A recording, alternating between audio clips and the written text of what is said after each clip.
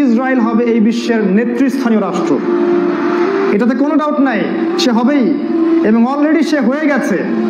সে প্রায় 90% সফল, আর 10% বাকি আছে। এটা খুব অল্প সময়ের মধ্যেই হয়ে যাবে। কারণ আমাদের দুর্বলতা আছে যে আমরা যে আপোষে কাদা ছোটাছুটিতে ব্যস্ত ছিলাম, আমরা হালুয়া রুটি খাচ্ছিলাম, এই সময়টুকুর মধ্যে ও প্রচন্ড শক্তিশালী হয়ে গেছে। ওই ইসরায়েল থেকেই আজকে সারা বিশ্বের পলিটিক্স নিয়ন্ত্রণ করা হচ্ছে, ব্যাংকিং সিস্টেম নিয়ন্ত্রণ করা হচ্ছে, অর্থনীতি নিয়ন্ত্রণ করা হচ্ছে, মিডিয়া নিয়ন্ত্রণ করা হচ্ছে, পত্রপত্রিকাও নিয়ন্ত্রণ করা হচ্ছে, আদর্শ নিয়ন্ত্রণ করা হচ্ছে, সংস্কৃতি নিয়ন্ত্রণ করা হচ্ছে, এবং আপনার এই যে প্রযুক্তি, অস্ত্রশস্ত্র, এগুলো সেখান থেকে নিয়ন্ত্রণ করা হচ্ছে। আর এটাই সেই রাষ্ট্র যেখান থেকে দাজ্জাল মানুষের রূপে বের হবে। এটাই সেই রাষ্ট্র। ওই জেরুজালেম থেকেই দাজ্জাল বের হবে। এই শক্তিশালী হয়ে গেল আমাদের চোখের সামনেই, কিন্তু আমরা কিছু করতে পারলাম না। এই যখন শক্তিশালী হয়ে গেছে, তখন সামনে একটা মহাযুদ্ধ লঞ্চ করবে, যেখানে 80টা দেশ পৃথিবীর একত্রিত হয়ে যাবে, এবং প্রত্যেকটা দেশের আন্ডারে থাকবে 12,000 করে সৈন্য। এবং এই যুদ্ধে প্রত্যেক 100 জন সৈনিকের মধ্যে 99টা সৈনিক মারা যাবে এই যুদ্ধে। এটা হবে পারমাণবিক যুদ্ধ, আপনার সামনেই করান আছে। এরা যে স্বপ্ন দেখায় ভিশন 20, 30, 50, 100, এগুলো সব বোগাস। এতদিন পর্যন্ত এই ওয়ার্ল্ড আর সার্ভাইভ করবে বলে আমরা মনে করি না। আল্লাহু আ'লাম বিসওয়াব, আল্লাহ পাক ভালো জানেন। আমাদের রিসার্চ হচ্ছে এতদিন পর্যন্ত ওয়ার্ল্ড সার্ভাইভ নাও করতে পারে, না করার সম্ভাবনা 95%।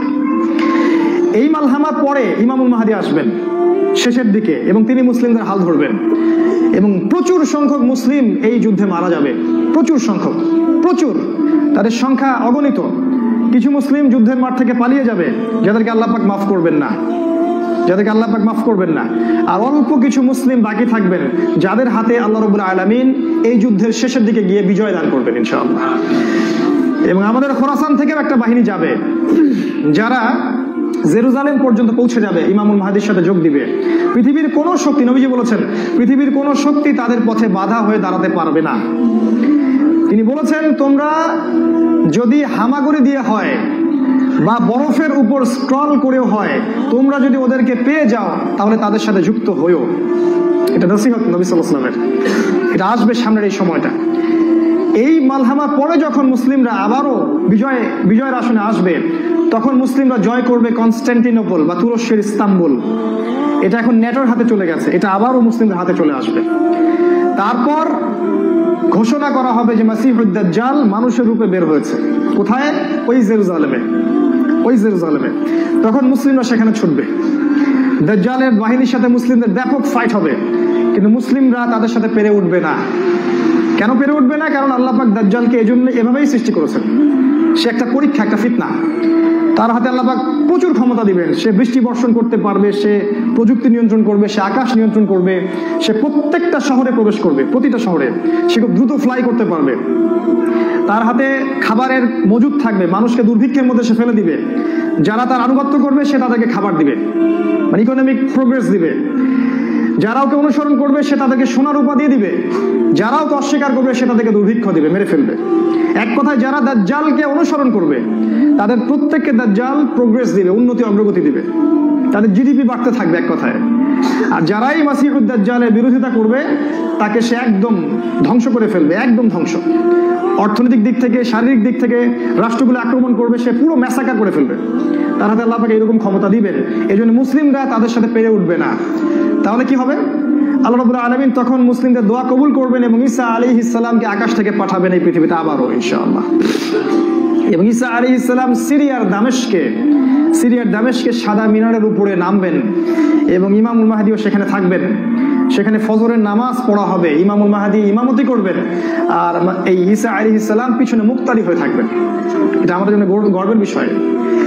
এরপরে ঈসা আলাইহিস সালাম বলবেন যে অবরোধ তুলে দেওয়া হবে, মসজিদের দরজা খুলে দেওয়া হবে, এবং ঈসা আলাইহিস সালামকে দেখা মাত্রই মাসিহুদ দাজ্জাল পালাতে শুরু করবে, এবং দাজ্জালের বাহিনী অর্থাৎ ইহুদি খ্রিস্টান সভ্যতার সাথে মুসলিমদের যুদ্ধ হবে। নবী সাল্লাল্লাহু আলাইহি ওয়াসাল্লাম বলেছেন, হাদিসে শুনেন, নবীজি বলেছেন, লাতুকাতিলুন্নাল ইয়াহুদ, শেষ জামানায় তোমরা অবশ্যই ইহুদিদের সাথে যুদ্ধ করবে, অবশ্যই করবে। এমনকি কোনো ইহুদি যদি পাথরের পিছনে লুকায়, তখন সেই পাথর কথা বলবে, ইয়া মুসলিম ইন্না ওয়ারা আল ইয়াহুদ তাআলাউ ফাকতুলহু, হে মুসলিম আমার পিছনে একজন ইহুদি আছে, আসো তাকে হত্যা করে যাও। এটা পাথর পর্যন্ত কথা বলবে। ফিলিস্তিনের বাবে লুদ নামক জায়গায় দাজ্জালকে হত্যা করা হবে। ওই বাবে লুদটা ইন্টারনেটে গিয়ে দেখবেন, সেখানে ইসরায়েলের বিমানবন্দর তৈরি করা আছে এখন, এই বাবে লুদেই এখনই তৈরি করা আছে।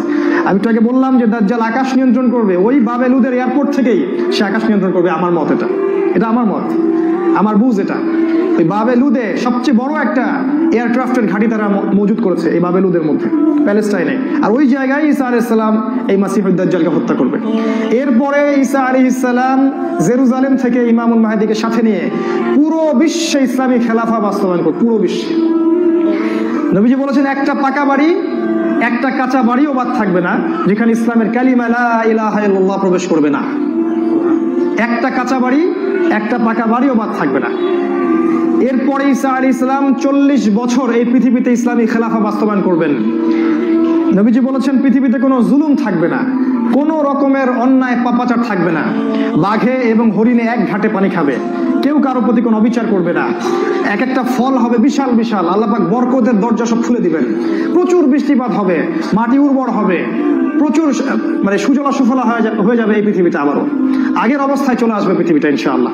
কোনো দূষণ থাকবে না, কিচ্ছু থাকবে না ইনশাআল্লাহ। এই 40 বছর তিনি রাজত্ব করবেন, তারপর তিনি মারা যাবেন এবং তাকে দাফন করা হবে রাসূল সাল্লাল্লাহু আলাইহি ওয়াসাল্লামের কবরের পাশে। আর ইমামুল মাহদী আরো আগেই মারা যাবেন, তিনি 7 বা 9 বছর রাজত্ব করবেন, এই মুসলিম উম্মাহকে নেতৃত্ব দিবেন। এই অবস্থাটা সামনে আসতে যাচ্ছে। এই কথাগুলো আপনাকে কোনো সেকুলার মিডিয়া বলবে না, কোনো কাফের মিডিয়া বলবে না, কোনো পত্র পত্রিকায় পাবেন না। ইভেন এখন ওয়াজ মাহফিলেও এগুলো বলা বন্ধ হয়ে গেছে। এই কথাটা আমি কেন বললাম, শুধু এত যে বড় একটা কথা আমি বললাম, এত ডিটেলস বললাম, এটার কারণ একটাই, যাতে আপনি হীনমন্যতায় না ভোগেন। কারণ সামনের যে বিজয়ের সময়টা, সেটা আমাদের বিজয়ের সময়। কোনো সন্দেহ নাই যে এই সময়টা অবশ্যই আসবে, কারণ প্রিয় নবী মুহাম্মদ সাল্লাল্লাহু আলাইহি ওয়াসাল্লাম তার পবিত্র জাবান এটা বলে গেছে। আমাদের নবী সাল্লাল্লাহু আলাইহি ওয়াসাল্লাম তার অলৌকিক পবিত্র জাবান এটা বলে গেছেন। কোন শক্তি নাই পৃথিবীর এই কথাকে উল্টে দিতে পারে ইনশাআল্লাহ তাআলা। অতএব এখন যে দেখছেন এই যে সেকুলারদের দাপট, এই যে কাফেরদের দাপট, নাস্তিকদের দাপট, মুরতাদদের দাপট, একদম সব ওদের হাতে। অর্থনীতি, রাজনীতি, এভরি সিঙ্গেল সেক্টর ওরা কন্ট্রোল করছে। এর কিচ্ছু অবশিষ্ট থাকবে না ইনশাআল্লাহ তাআলা। ওরা যতই চেষ্টা করে নিক না কেন, তারা ইসলামের এই অপ্রতিরোধ্য গতিটা ঠেকাতে পারবে না ইনশাআল্লাহ আযজা ওয়া জাল্লা।